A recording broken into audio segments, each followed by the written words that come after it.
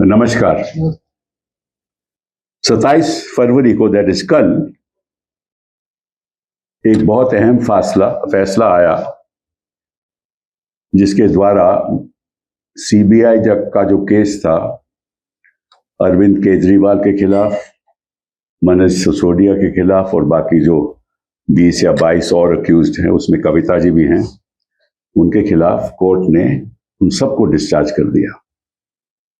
अब हम पूछना चाहते हैं सरकार से कि ये जो 126 दिन अरविंद केजरीवाल ने जेल में बिताए, उसका खमियाजा कौन भुगतेगा? और 503 दिन मनीष सिसोदिया ने बिताए, उसका खमियाजा कौन भुगतेगा? जवाबदेही तो होनी चाहिए। वो कहते थे कि 100 करोड़ का घोटाला है, और जज ने कहा ये तो पहले इन्होंने तय कर लिया था कि इनको फंसाना है। ये जज का कहना है, मैं नहीं कह रहा। पहले ही तय कर दिया था, प्री मेडिटेटेड था, पहले ही तय कर दिया था कि इनको फंसाना है। फिर इन्होंने सोचा कैसे फंसाना है। ना कोई रिकवरी हुई, ना कोई बरामदी हुई, ना कोई फाइनेंशियल ट्रेल, पैसे का ट्रेल इनको मिला। तो जज ने कहा कि ये तरीका क्या है कि आप पहले तय करो कि भाई इनको फंसाना है, उसके बाद आप एविडेंस ढूंढो। तो therefore 27th, that is yesterday, the judge in the CBI case against Arvind Kejriwal and others discharged all the accused. And the judge said that this was a preconceived plan to inculpate these people, to make them accused. And then the CBI decided how to do that. There was no evidence with them. And they started the investigation with a single oral statement of against Kuldeep Singh. And then they started building up the case. इसके बारे में मैं थोड़ी देर में आपको बताऊंगा कि what really the plan of the CBI is, और कैसे CBI लोगों को हिरासत में करती है और किस तरह की इन्वेस्टिगेशन होती है, और इसके पीछे मालूम सोच क्या है, ये भी मैं प्रधानमंत्री जी को बताना चाहता हूं। वो कॉलोनियल माइंडसेट है जिसके बारे में बात करते। हमेशा प्रधानमंत्री जी कहते हैं ना कि ये कॉलोनियल माइंडसेट को हमें खत्म करना है। तो ये सारा कॉलोनियल माइंडसेट कि पहले गिरफ्तार करो फिर एविडेंस। ये अंग्रेजों के वक्त होता था, कोई इन्होंने बदलाव नहीं लाया। अगर वाकई में आप कॉलोनियल सेट को खत्म करना चाहते हो तो पहले इसका संशोधन करो। बाहर के देशों में क्या होता है कि पहले एविडेंस होती है फिर गिरफ्तारी होती है। कभी कभार किसी केस में कोई ड्रग का केस हो, कोई खास बात उनको पता चले तो अलग बात, लेकिन आम केस में तो ऐसा होता है। यहां पहले अरेस्ट होती है, बाद में एविडेंस होती है। ये है कॉलोनियल माइंडसेट। तो अंग्रेज भी ऐसा ही करते थे। जब हमने स्वतंत्रता की लड़ाई लड़ी तो प्रोटेस्ट खत्म करने के लिए अंग्रेज पहले अरेस्ट करते थे, फिर अंदर करते थे, फिर ढूंढते थे कि एविडेंस क्या है। तो ये बड़े दुख की बात है। तो आपसे मैं कुछ कहना चाहता हूं, देशवासियों को कहना चाहता हूं, ये करते क्या है। जैसे मैंने कहा, पहले ये किसी से स्टेटमेंट लेके अरेस्ट कर लेंगे और उसको पेश कर देंगे मजिस्ट्रेट के सामने। बेल तो मिलेगी नहीं, कभी को बेल मिलती नहीं है। तो फिर ये कहेंगे साहब इन्वेस्टिगेशन अभी चल रहा है। फिर जिसको से अरेस्ट करते हैं उससे कहलवाएंगे किसी और का नाम, कि इसका नाम ले दो। तो वो तो अब हिरासत में है, वो तो नाम ले देगा। फिर जिसका नाम लेंगे उसके पास जाएंगे, फिर उसको कहेंगे कि तो इसका नाम ले दो। तो फिर उसके खिलाफ एक स्टेटमेंट आ जाएगी। फिर ऐसे 2-4 लोगों को और नाम ले लेंगे जिनको इन्होंने टारगेट करना है। फिर नाम लेंगे कि उनको धमकाएंगे कि भैया तुमने बयान तो दे दिया 161 का, पर 164 का मजिस्ट्रेट के सामने भी दो, नहीं तो मैं तुम्हारी हालत पर पूरी कर दूंगा, मैं तुम्हें यहीं रखूंगा, कई साल रखूंगा। तो आदमी डर जाता है, ये आम लोग होते हैं वो डर जाते हैं, तो 164 का बयान हो जाता है। जब 164 का बयान हो जाता है और फिर ये नए नए अक्यूज का नाम लेने लगते हैं, उसमें मनीष सिसोदिया भी आ गया, केजरीवाल भी आ गया, कोई और लोग भी आ गए, कविता भी आ गई, तो फिर ये उनको जज को कहते हैं, देखिए साहब, एक तो 164 का बयान है, इन्होंने मजिस्ट्रेट के सामने बयान दिया है और उन्होंने ये भी कहा कि कैसे कैसे पैसे किसने दिए, कैसे दिए, कब दिए, कहां दिए, तो इनके खिलाफ है सब कुछ। अभी तो इन्वेस्टिगेशन चल रही है, तो इन्वेस्टिगेशन चलती रहती है और लोगों को अक्यूज बनाते रहते हैं, जिनको मन चाहे एक बना देते हैं, ठीक है। लेकिन इनके पास होता कुछ नहीं और इनकी सोच होती है राजनीतिक, कि सरकार को गिराना है, भाजपा को जीतना है, और तभी जीत सकते हैं जब इनको पकड़वाएंगे। So the point that I am making is that what the investigation agencies like the CBI do, that they get hold of somebody's oral statement. After taking that oral statement, they ask that person to name another person who they want. So that person names that other person. Then they go to that other person. He says that this man has named you. Now you better behave yourself and name this person. So that is all off the record. Who will reveal that? Then they name the third person. Then this goes on. Keep on naming whoever they want to target.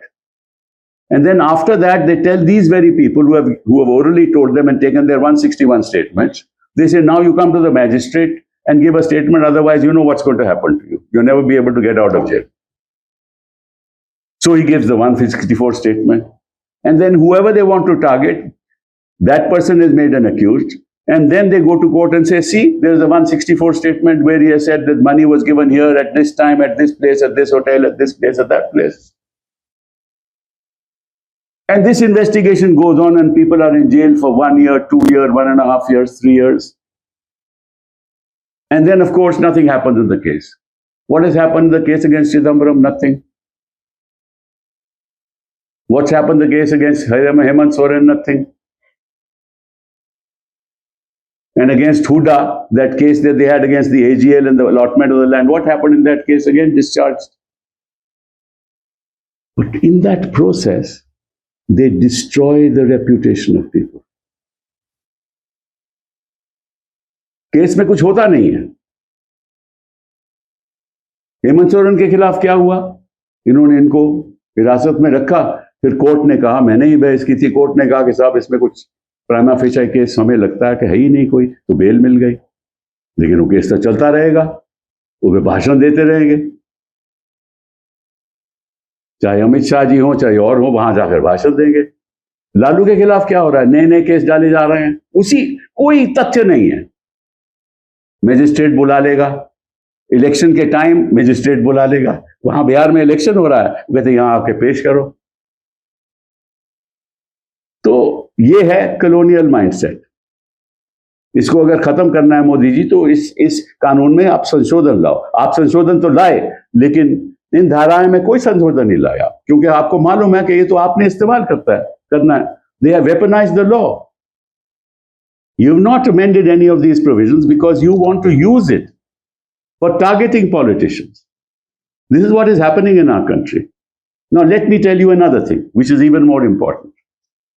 If you look at the cases that have been filed, and this is very interesting, Arvind Kejriwal made an accused, Chief Minister, put him in jail, won the election. Right? Now this election is after 4 years. By that time, something else will happen in Punjab. Right? मैं अरविंद केजरीवाल को jail में डाल दिया, आपने election जीत ली, और पंजाब में फिर 4 साल के बाद तो यहाँ इलेक्शन होगी। At that point in time ये कोई नया ढूंढ लेंगे। ठीक है, अच्छा, फिर इन्होंने किया, हेमंत सोरेन को अरेस्ट किया, वो भी जेल रहे, 5 महीने जेल रहे, उसके बाद कुछ नहीं हुआ। और फिर ये केस चलता रहेगा, ये बंद नहीं करेंगे केस, 2-3 साल चलाएंगे, अगले इलेक्शन तक चलाएंगे। So they will not close these cases. They arrested Hemant Soren, he was in for 5 months. But the case will go on. And then they will go and give speeches that, look, see, he's still an accused. He has done this, he has done that. Then Manish Sisodia, we've already taken his name. Then Satyendra Jain, all their ministers.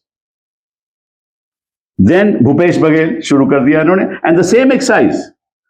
This experiment, this pilot project against Kejriwal and others, ये तो pilot project था ना. वही pilot project अब इन्होंने छत्तीसगढ़ में शुरू कर दिया. उनके बेटे को अरेस्ट कर लिया. फिर उनको हम बेल दिलाई. फिर इसके बाद लालू यादव नया केस डाल दिया, बोगस. फिर भूपिंदर सिंह हुड्डा, वो तो खैर डिस्चार्ज हो गए. Lalu Yadav fresh case, totally bogus. Then Ashok Gehlot, then Sachin Pilot, then Farooq and Umar, then Mehbooba Mufti, then OBB Singh. आपको ये लगता नहीं कि सारे these are all belonging to the opposition? आपको कुछ लगता नहीं इसमें दाल में कुछ काला है? प्रधानमंत्री जी को नहीं लगता? अमित शाह जी को नहीं लगता? तो कहीं ना कहीं आपको इनसे बहुत बहुत प्यार है, बड़ा स्नेह है. इतना स्नेह है कि आप चाहते हैं कि आप जेल में रहें ताकि आप राजनीतिक खेल खेल सको. ये अच्छी बात नहीं है. देखिए, ये तो बाहर आ जाएंगे और आप भी बाहर चले जाओगे. ऐसा दिन तो आएगा ना. तो देश के लिए अच्छा नहीं है. अगर विपक्ष जब सत्ता में आ गया ऐसे काम करते रहे, वो भी गलत. लेकिन अब आप इतने एक्सट्रीम तक चले जाओगे. We know very well that this is not good for the future of India. This is not good for democracy. They will all come out one day, right? And you will go away one day. That is also settled. And if everybody starts behaving like this, what happens to our system? And is it not a fact that none of these people belong to the ruling establishment, whether at the center or in the states? कोई भी इनमें से कोई ऐसा आरोपी नहीं है जो केंद्र में मंत्री है या कोई पॉलिटिशियन है या प्रदेशों में मंत्री हैं, पॉलिटिशियन हैं. तो इसका मतलब ये हुआ कि जहां जहां बीजेपी राज कर रही है वहां वहां करप्शन तो इन्होंने खत्म कर दी, और जहां जहां कांग्रेस राज कर रही है वहां तो करप्शन मतलब कि ऐसी तेजी से चल रही है कि हर एक के खिलाफ केस करना पड़ता. सो wherever this government is in power, whether at the center or in the states, nobody is corrupt because Modi ji has actually ensured that there is no corruption in BJP states. He promised that to the nation and he delivered. But he could not deliver in Congress-ruled states, poor chap. This is not his fault. It is the fault of the Congress party. It must have been fault of Nehru, because Nehru must have brought this in. And then after Nehru, then Indira, then after Indira, then Rajiv, then after that, ministers of Manmohan Singh. Is this the way that agencies should run? And what's the point of telling, of the court telling the IO that he should be proceeded against? IO is not acting on his own. Of course, IO has to be proceeded against. But IO तो अपने मन से थोड़ी ना फैसले कर रहा है. IO को तो बताता जाएगा, भाई इनको बताओ आप. वो कौन बताता है? ये तो आप भी जानते हो और मैं भी जानता हूं कि कौन आईओ को बताता है. So this is a very dangerous thing that is happening in our country. ये बहुत ही खतरनाक एक रवैया अपनाया है सत्ता पक्ष के लोगों ने, और ये देश के लिए, देश के स्वतंत्रता के लिए, देश की डेमोक्रेसी के लिए, लोकतंत्र के लिए ठीक नहीं है. आपको याद होगा, मुझे भी याद है कि जब नोटबंदी हुई थी तो प्रधानमंत्री जी ने क्या कहा था कि इसके बाद करप्शन होगी ही नहीं. Right? Remember when there was demonetization, what happened? The Prime Minister said after that there will be no corruption. Now I want to request the Prime Minister to tell the people of this country that there is no corruption. According to him, there is no corruption. And we'll decide, the people of this country will decide whether to believe that statement or not. We will not decide. Don't weaponize the law for political ends.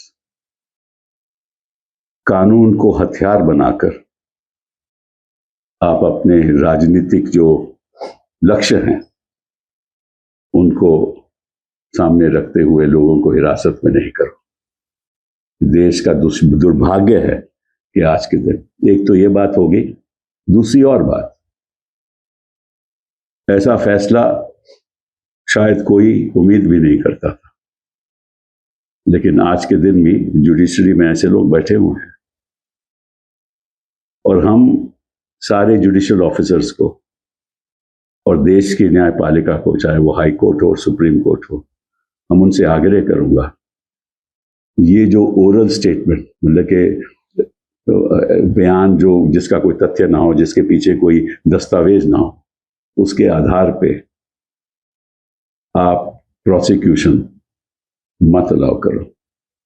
It is my request to all the judicial officers of this country, the High Court and the Supreme Court, all the judges, don't allow prosecutions on the basis of unsubstantiated oral statements without being corroborated by documentary evidence.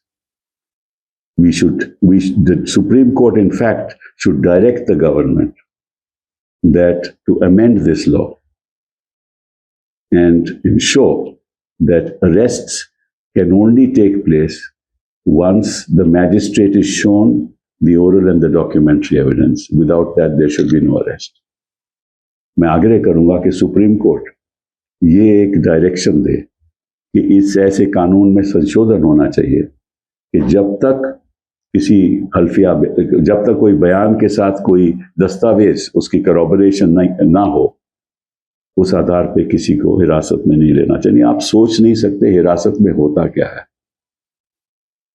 Nobody really understands the consequences of imprisonment. Your friends think you are cheats. The people think that you've done wrong. आपके चाहने वाले सोचते हैं कि आप झूठे लोग हो, आप देश की संपत्ति को अपने के साथ खिलवाड़ कर रहे हो, आप सच्चे इंसान नहीं हो, आपके दोस्त आपको शक करना लगते हैं, आपके जो इलेक्ट्रेट है वो शक करने लगता है, और इसका नुकसान बहुत भारी होता है। और खुद आदमी सोचता है कि मैं काहे के लिए यहाँ हूँ। जो उसके ऊपर जो मानसिक तनाव आता है वो भी अपने आप में एक बहुत ही सीरियस मामला है। और जिस तरह से जेल में व्यवहार होता है, ये तो खैर मंत्रियों की बात है, आम आदमी का व्यवहार होता है जेल में, आप सोच भी नहीं सकते। The way people are treated in jail, women, others. So I just wanted to share these thoughts with you.